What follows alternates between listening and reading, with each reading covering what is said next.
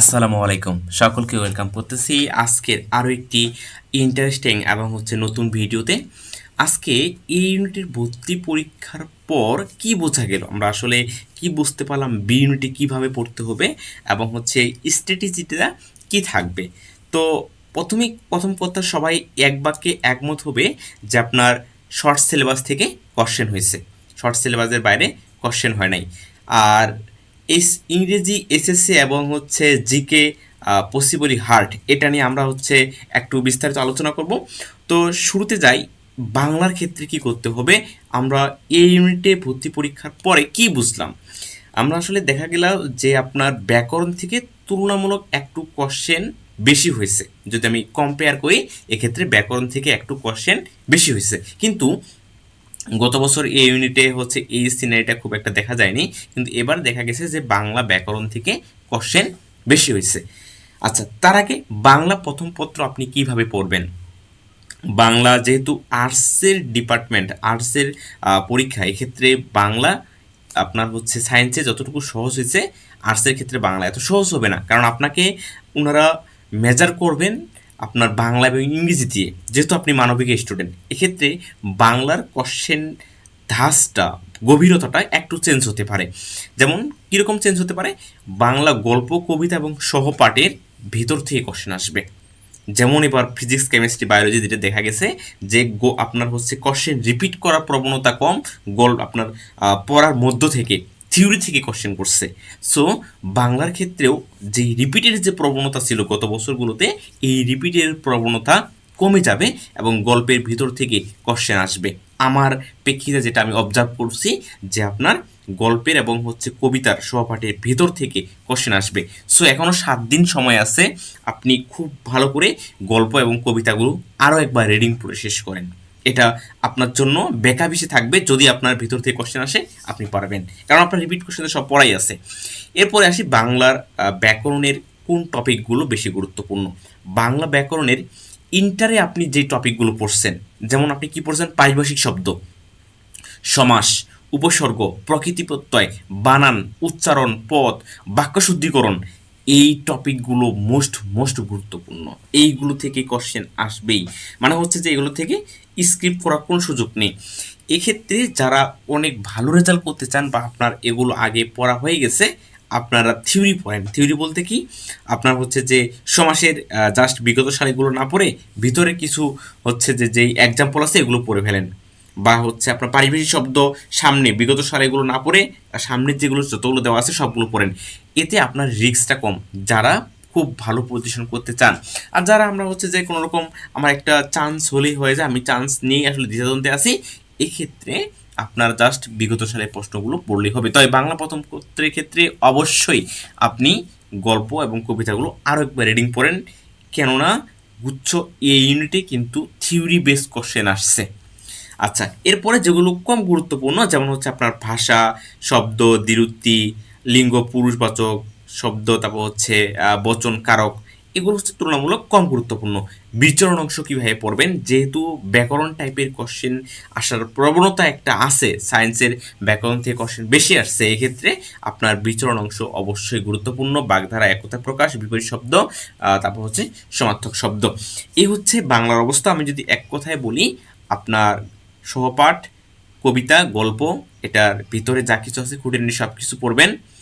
ব্যাকরণের ইন্টারের যে টপিকগুলো ছিল এগুলো খুব খুব গুরুত্ব দিয়ে পড়বেন, আর বাকি যে টপিকগুলো থাকতেছে এগুলো জাস্ট রিডিং পড়বেন, তাহলেই বাংলা ইনশাল্লাহ হয়ে যাবে।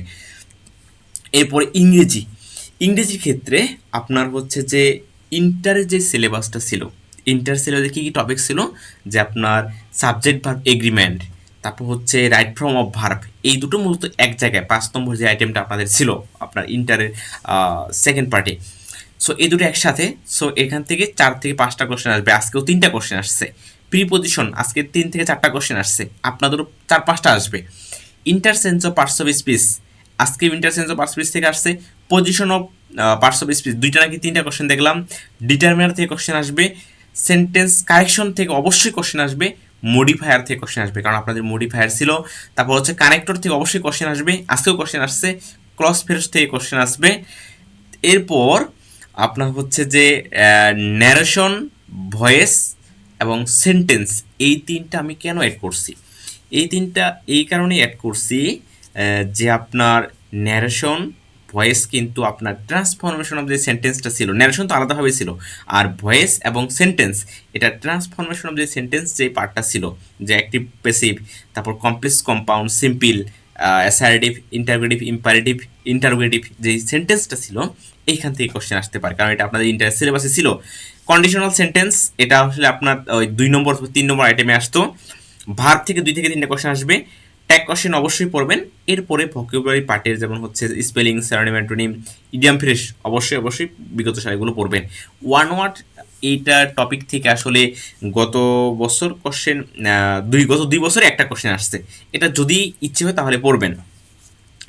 এবং আর্টিকেলটা গুরুত্বপূর্ণ, কারণ আপনার আর্টিকেলটা একটু পড়ে ফেলবেন। আর্টিকেলটা ওটা হচ্ছে ফিল ইন দ্য ব্ল্যাঙ্কস হিসেবে আসতে পারে। মোর ইম্পর্টেন্ট কিছু কম গুরুত্বপূর্ণ আছে, যেমন হচ্ছে আপনার noun, pronoun, adjective, adverb, number, tense. টেন্সটা আসলে রাইট ফ্রম ভার্বের মধ্যেই পড়ে যায়। এই কয়েকটা টপিক আপনার ফিল ইন দ্য ব্ল্যাঙ্কস হিসেবে আসবে, ডিরেক্ট আসবে না, অথবা এটা কোন নাউন, এই টাইপের প্রশ্ন আসার সম্ভাবনা খুবই কম। কিন্তু এটা ফিল ইন দ্য ব্ল্যাঙ্কস হিসেবে ওই যে আপনার ডিটারমিনার যে পার্ট, আনকাউন্টেবলের যে পার্টটা, এই পার্টে আসবে। অথবা আপনার অ্যাডজেক্টিভ, অ্যাডভার্ব থেকে ফিল ইন দ্য ব্ল্যাঙ্কস হিসেবে আসতেই পারে। প্রোনাউন থেকে আপনার সেন্টেন্স কারেকশনে, প্রোনাউন থেকে বেশ কিছু সেন্টেন্স কারেকশন তৈরি করা যায়। সো এখান থেকে আপনার সেন্টেন্স কারেকশন আসতে পারে।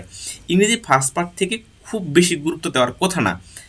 আবার ভয় হচ্ছে এই কারণে যে যেহেতু আপনার মানবিক স্টুডেন্ট, ফার্স্ট পার্ট আপনাদের ফোকাস করতেও পারে। আজকে একটা হচ্ছে যে মেটাফোর বা হচ্ছে এই টাইপের কিছু কোশ্চেন আসছে, যে এটা আসলে কি হবে, এই টাইপের কোশ্চেন আসছে। আপনারা কবিতার লাইন কিছু আর হচ্ছে কিছু ইংলিশ টার্ম পড়ে ফেলবেন, তবে ডিপ পড়ার দরকার নাই। আমি বলবো ডিপ পড়ার দরকার নাই। সবচেয়ে গুরুত্বপূর্ণ হচ্ছে আপনার কিন্তু 35টা কোশ্চেন পাওয়ার দরকার নাই।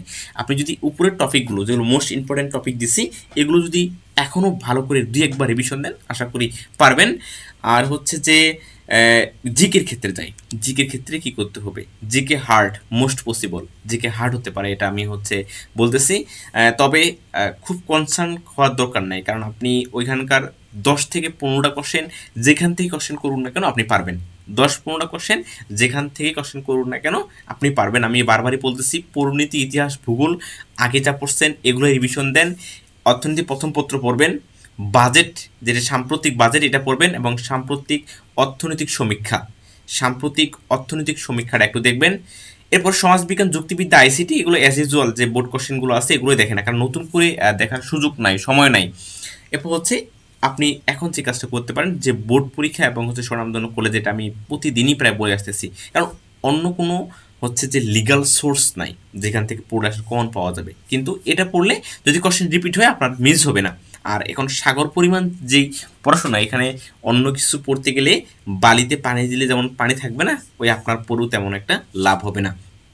কিন্তু আপনি কোশ্চেনটা কোনো না কোনো এক জায়গায় দেখছেন, এটা আপনি যদি ভুল না করে আসেন, আমার মনে হয় আপনার এটা না পারার চেয়ে বেশি ভালো কাজে আসবে। এরপর আপডেট ইনফরমেশন, আমার কেন জানি হচ্ছে যে একটু আজকে পরীক্ষার পর মনটা বলতেছে 2-1টা আপডেট ইনফরমেশন আসবে। 2-1টা, খুব যে বেশি আসবে এরকমটা না, 2-1টা আপডেট ইনফরমেশন আসবে। কোন জায়গা থেকে? ওই বাংলাদেশ এবং আন্তর্জাতিক বিষয়গুলি যেহেতু বলছে, ওই জায়গা থেকে আপনার আপডেট ইনফরমেশন 2-1টা আসলেও আসতে পারে। খুব বেশি পড়তে হবে না, আপনার যেগুলো আশেপাশে ঘটে যাচ্ছে, যেগুলো জানা আছে, এগুলো পড়লেই হবে। বিসিএস কোশ্চেন ব্যাংক থেকে ব্যাকরণ এবং গ্রামার অংশটুকু পড়বেন, আমি পোস্ট করেছি, এগুলো পড়লেই হবে।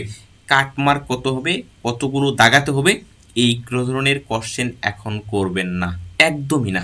কারণ আজকে যারা সায়েন্সের পরীক্ষা দিয়েছে তারা হয়তো অনেকেই প্রেডিক্ট করে গেছে যে আমি হচ্ছে 70-80টা দেখাবো, কিন্তু আজকে পাশ করলে আসলে সে সাবজেক্ট পাবে, এমন একটা অবস্থা তৈরি হয়েছে। সো কতগুলো দাগাতে হবে, কি করতে হবে, কাটমার্ক কত হবে, এটা কোশ্চেনের উপর নির্ভর করবে। এই ধরনের কোশ্চেন বা এই ধরনের মাইন্ডসেট আপ আগেই করে যাবেন না যে আমি কতগুলো দাগাবো এবং হচ্ছে যে কি পড়বো, সরি, কাটমার্ক কত হবে, এটা এখনই ভাবার কোনো দরকার নেই। যে টপিকগুলো পড়লাম এগুলো হচ্ছে স্ক্রিনশট নিয়ে আরও একবার ভালো করে রিভিশন দেন। আর পরীক্ষাটা হচ্ছে বা একটা মানসিক গেম। আপনি হয়তো অনেক কিছু জানেন, এখন এই টেবিলে বসে সব কিছু করতে পারেন। সায়েন্সের বাংলা কোশ্চেনটা হয়তো আপনি ভাববেন যে আমি 25টাই পারবো, কিন্তু ওই পরীক্ষার হলে ভাই 25টা পারা সম্ভব না। আজকে যারা বলছেন এটা খুব ইজি কোশ্চেন, এটা তুড়ি দিয়ে উড়াই দেওয়া যাবে, এটা খুব ইজি কোশ্চেন হয়েছে, কিন্তু পরীক্ষার হলে বসে আপনি নিজেই এই কোশ্চেন ভুল করে আসবেন। কারণ ওই পরীক্ষার হলে 1 ঘন্টা আপনি কতটুকু জানেন, কতটুকু পড়ছেন এটা বিষয় না, ওটা হচ্ছে একটা মানসিক গেম। আপনি ওই গেমে কতটুকু টিকে থাকতেছেন, আপনি ওই সিচুয়েশনটা কীভাবে ট্যাকেল দিচ্ছেন, এটাই হচ্ছে আপনার অ্যাডমিশন টেস্ট। সো ঠিক আছে, খুব ভালো একটা স্মার্ট প্রিপারেশন নেন। আর হচ্ছে নতুন কিছু এক্সপেরিমেন্ট চালাতে যাবেন না, তাহলে হয়তো বা হচ্ছে হিতে বিপরীত হয়ে যাবে। যা পড়ছেন এগুলোই রিভিশন দেন। ঠিক আছে, সকলের জন্য শুভকামনা রইল। ধন্যবাদ সবাইকে।